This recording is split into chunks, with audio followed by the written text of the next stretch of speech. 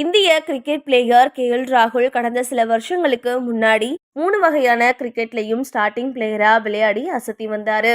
இருந்தாலும் நாளடைவுல அந்த இடத்துல மெதுவா விளையாடினதால ஓப்பனிங் இடத்தை இழந்த அவரு மிடில் ஆர்டர்ல ரிஷப் பண்ட்டுக்கு பதிலா விக்கெட் கீப்பரா விளையாடுற வாய்ப்பு பெற்றாரு.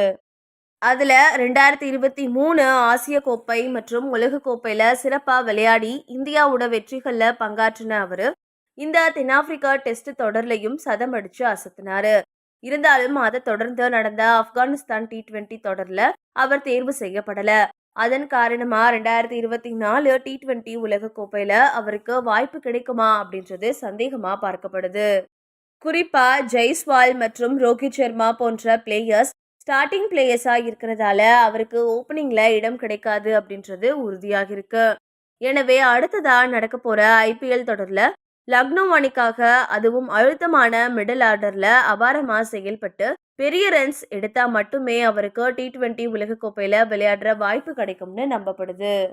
இந்த நிலைமையில ஆட்டோமேட்டிக் கார்ஸ் வந்திருக்க இந்த நவீன யுகத்துல கியர்களை கொண்ட கார் மாதிரி அசத்துற திறமை ராகுல் கிட்ட இருக்கிறதா இர்ஃபான் பதான் பாராட்டியிருக்காரு. குறிப்பா T20 கிரிக்கெட்ல குறிப்பிட்ட இடத்துல மட்டுமே அதிரடியா விளையாடக்கூடிய பல பிளேயர்ஸுக்கு மத்தியில பேட்டிங் வரிசையில எந்த இடத்துலையும் அசத்தக்கூடிய திறமைய அவர் கொண்டிருக்கிறதாவும் இர்ஃபான் பதான் தெரிவிச்சிருக்காரு.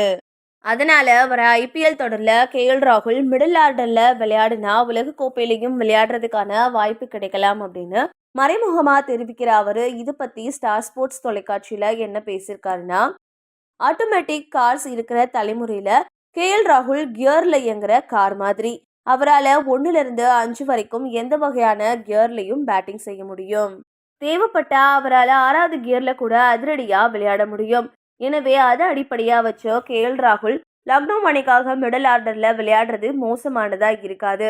அதன் காரணமா குயின்டன் டீகாக், கேல் மேயர்ஸ் போன்ற பிளேயர்ஸ் ஸ்டார்டிங் பிளேயர்ஸா களமிறங்கலாம். அந்த இருவரும் தேர்வு செய்யப்பட்டா லக்னோ அணியோட பவுலர்ஸ் எல்லாரும் இந்திய வீரர்களா இருப்பாங்க அப்படின்னு சொல்லியிருந்தாரு.